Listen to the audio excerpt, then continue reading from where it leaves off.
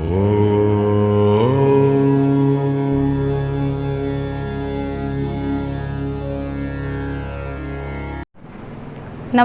मैं पूनम प्रजापति। विद्या भारती की online classes में आप सभी का स्वागत है। जैसा कि अभी ऑनलाइन क्लासेस में अपन पढ़ ही रहे हैं बेटा, तो कंटिन्यू अपन क्लासेस ले रहे होंगे।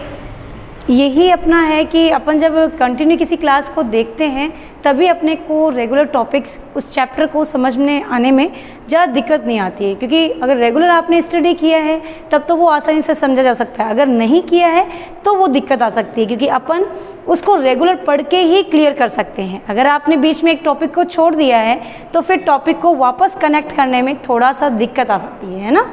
तो पीछे जो अपन ने टॉपिक्स पढ़े हैं, पीछे का वीडियो आपने देखा होगा और देख करके उसने त्रुटियों को क्लियर किया भी होगा, क्योंकि पीछे के टॉपिक में मैंने त्रुटियों को डिस्कस किया था। आज अपन अपना नेक्स्ट टॉपिक रीड करेंगे जिसका नाम है ठोसों में चालकता। ठोसों में चालकता का क्या मतलब है, अपन उसे कैसे अच्छे से समझ सकते हैं, कैसे रीड कर सकते हैं, वो अपन आज देखेंगे। चालकता मतलब क्या होता है, हम सब कॉमनली पढ़ कर आए हैं। 12वीं में इसका बेसिक तैयार कर दिया जाता है कि चालकता क्या होती है, या फिर अपन फिजिक्स में भी ये सब चीज़ें पढ़ते ही हैं, है ना। तो भी अपन एक बार फिर से मैं एक रिकॉल कर देती हूँ कि चालकता को कैसे समझाया जा सकता है। चालकता मतलब क्या? चालकता का मतलब ये है कि अपन जब भी किसी भी ठोस पदार्थ को देखते हैं, लाइक उसमें ऐसे क्रिस्टल्स बने हुए हैं, उस क्रिस्टल को जब अपन देखते हैं तो उसके अंदर स्पेस होता है। तो उनके अंदर अपन देखें कि यदि इन ठोसों के अंदर आपको यदि धारा का प्रवाह करना है, धारा का प्रवाह करना है, तो इनके अंदर धारा का प्रवाह होगा। एक क्वेश्चन आ जाता है दिमाग के अंदर, क्योंकि हम सब जानते हैं कि द्रव में तो क्या होते हैं, कणों के बीच में स्पेस होता है, जिसकी वजह से वहाँ धारा का प्रवाह अच्छी तरीके से हो जाता है और वो अच्छे से समझ में भी आ जाता है। पर ठोसों में क्या ऐसा होता है, लेकिन अलग अलग कंडीशंस पर। वो डिपेंड करता है कि उसको कौन सी कंडीशन फॉलो करवानी चाहिए। तो अपन शुरू करते हैं अपना टॉपिक जिसका नाम है ठोसों में चालकता। तो चालकता बेटा अपन 3 प्रकार से रीड करेंगे। आपकी चालकता का टॉपिक जो है वो 3 प्रकार से रीड किया गया है।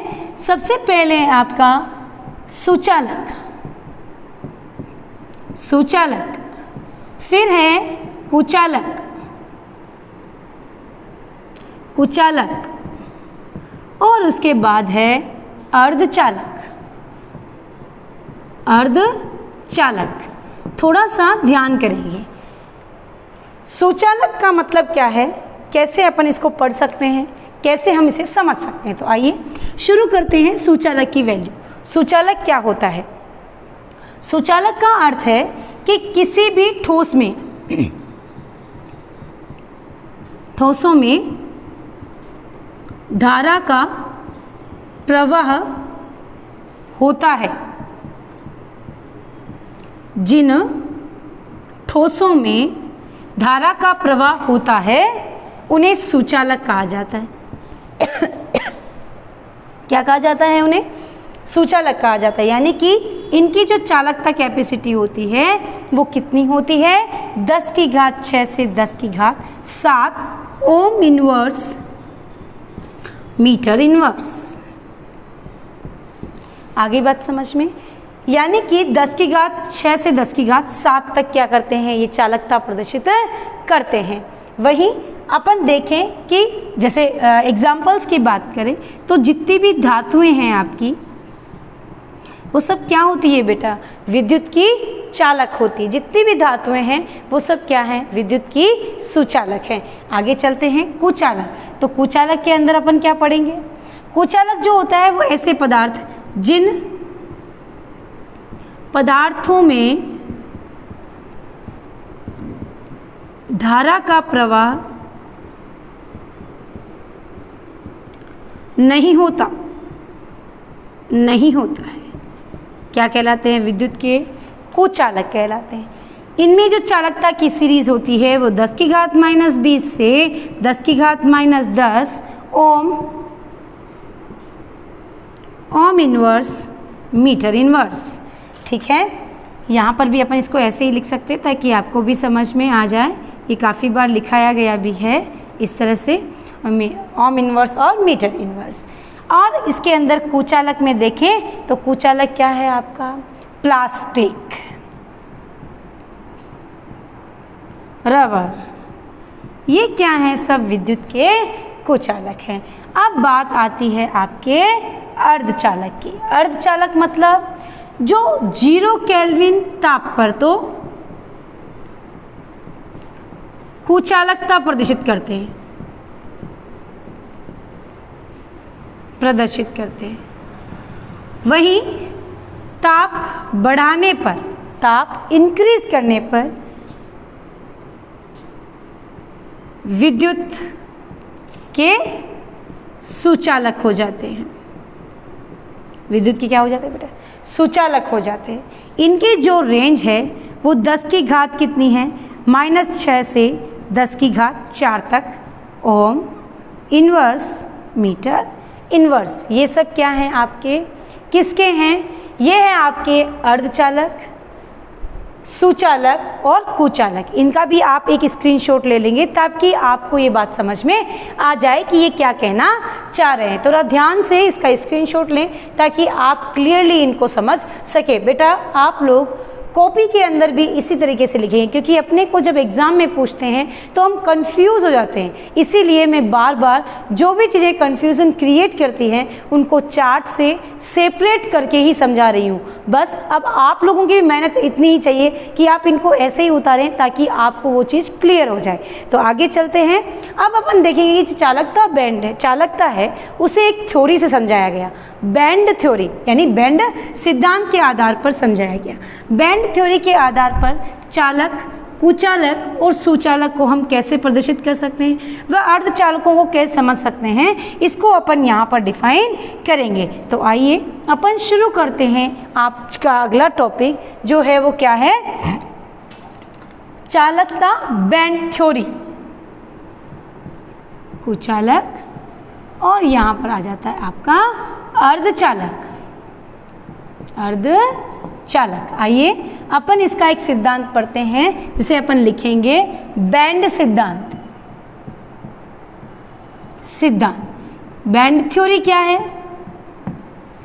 बैंड थ्योरी ये कहती है कि कोई भी अपन ठोस पदार्थ लें तो उसके अंदर 2 पोर्शन यानी 2 भाग होते हैं, एक चालकता बैंड और एक संयोजकता बैंड। ठीक है, चालकता बैंड और संयोजकता बैंड के बीच यदि अंतर है तो अपन ये देखेंगे कि वहाँ पर अपन क्या नहीं कर सकते हैं, उसको किस तरह से समझ सकते हैं, किस प्रकार से उसकी चालकता को डिफाइन कर सकते हैं। क्योंकि यदि आपने चालकता बैंड की थ्योरी को समझा और उसके अंदर आपने उस चीज़ को नहीं बताया कि इसके अंदर किस तरह के अपन क्या कर सकते हैं, कि चालकता बैंड के अंदर आपका जो बैंड थ्योरी है वो अगर अपन को समझाना है तो वो बैंड थ्योरी जो है वो किस प्रकार से अपन उसको किस तरह से क्लासिफाइड कर रहे हैं। अगर क्लासिफिकेशन समझना है तो पहले ये तो पता होना चाहिए ना कि एक बैंड जो बना है उसमें कितने भाग होते हैं। तो उसके अंदर 2 भाग होते हैं, जैसे मैं पहले ही बता चुकी हूँ।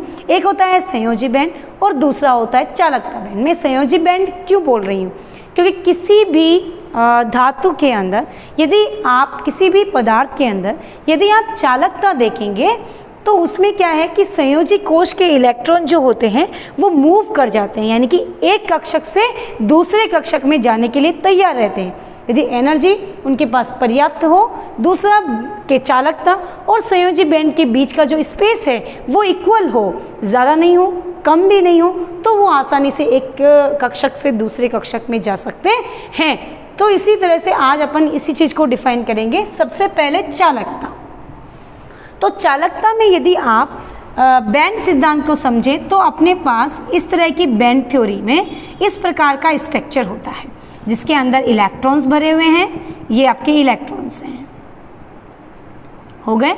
इसे आप कहेंगे कौन सा बैंड, संयोजी बैंड, संयोजी बैंड। और ऊपर वाला जो है वो आपका चालकता बैंड।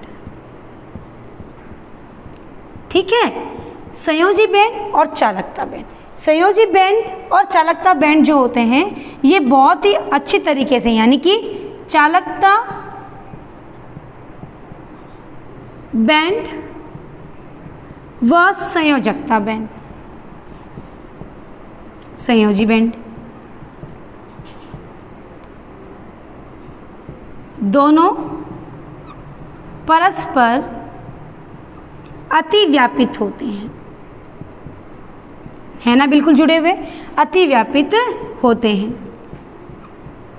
लिख दिया, दोनों क्या है, एक दूसरे से अतिव्यापित है, यानी इन दोनों के बीच में स्पेस बिल्कुल भी नहीं है। अतः आसानी से क्या होगा, आसानी से संयोजी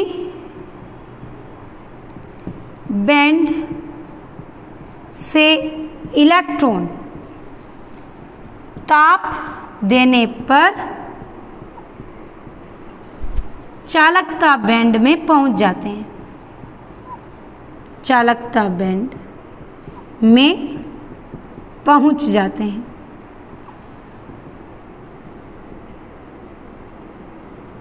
जाते हैं इसे अपन क्या कहते हैं, सुचालक के लिए चालकता बैंड। अब अपन देखेंगे अगली थ्योरी अपनी जो है दूसरी, जिसका नाम क्या है, कुचालक। तो इसके अंदर आप देखेंगे कि इसके अंदर जो दोनों बैंड का गैप है वो क्या है, अधिकतम है, राइट। ये जो गैप है ना, दोनों के बीच जो दूरी है वो दोनों के बीच में क्या है, अत्यधिक है, यानी ये तो क्या है आपका संयोजी बैंड,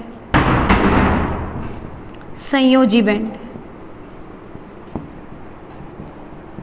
और ये क्या है आपका चालकता बैंड,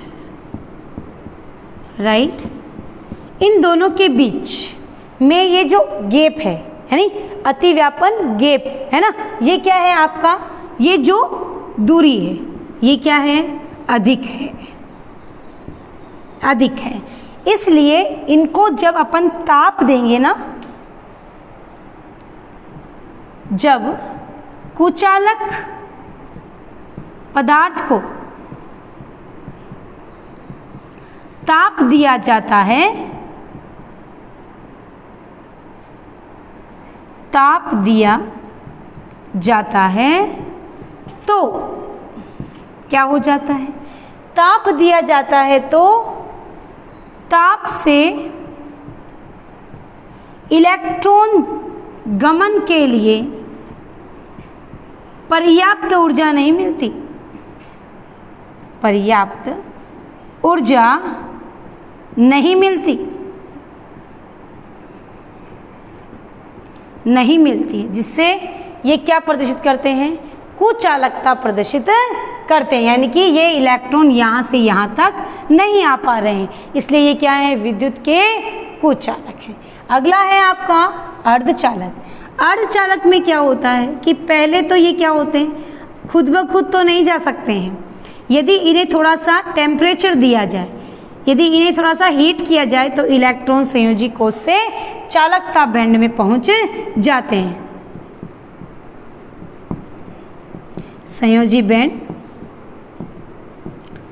चालकता बैंड,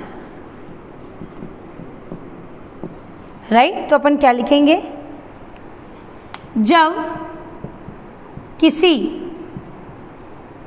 अर्धचालक पदार्थ को हीट किया जाता है तो बिना ताप के ये विद्युत के कुचालक हैं, लेकिन ताप देने पर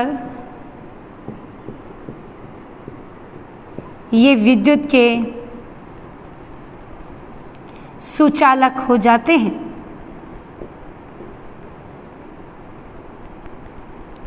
बात समझ में आ गई होगी कि हम क्या कहना चाह रहे हैं, चालकता बैंड और कुचालक व सुचालक में क्या डिफरेंस है। तो हम यहाँ देख सकते हैं कि अपन जब इनकी बात करते हैं तो इलेक्ट्रॉन जो होते हैं चालकता बैंड में पहुंच जाते हैं, ज़रा सा हीट करने पर, ज़्यादातर तो इनको हीट की ज़रूरत ही नहीं है, इनमें इलेक्ट्रॉनों का ट्रांजिशन होता रहता है। उसके बाद कुचालक में हीट दिया तो भी नहीं जाता, क्योंकि इनके बीच का स्पेस जो होता है वो क्या होता है, अधिक होता है, जिसे अपन क्या कहते हैं, दीर्घ ऊर्जा अंतराल।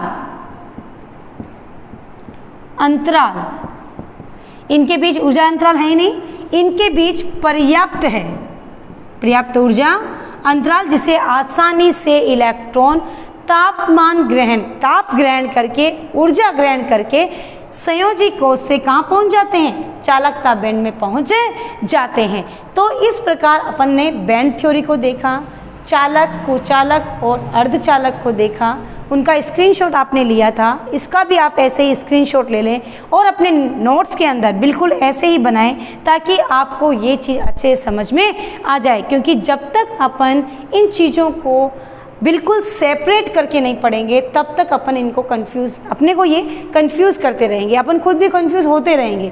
तो कोशिश कीजिए कि जो चीज़ आपको रेगुलर वीडियो के आधार पर घर तक पहुंचाई जा रही है, वहीं आप भी इनको पूरा यूटिलाइज करें, अच्छे से पढ़ें, घर पर बैठ के इनके नोट्स भी बनाएं और नोट्स बना करके उनको टैली करें कि वीडियो में जो चीज़ें बताई गई है क्या आपने ठीक वैसे ही उनको उतारा है। तो एक स्क्रीनशॉट आप इनका ले लें, ताकि आप अच्छे से इनको रीड कर सकें, वापस इनको पढ़ सकें और अच्छे से देख सकें। अगला वीडियो जो होगा उसमें अपन अर्धचालकों के प्रकार के बारे में डिस्कस करेंगे कि अर्धचालक कितने प्रकार के होते हैं। ये वो अपना टॉपिक जो होगा वो अपना लास्ट टॉपिक होगा, इसलिए जल्दी ही इस चैप्टर को आप नोट्स के साथ क्लियर कीजिए। Thank you.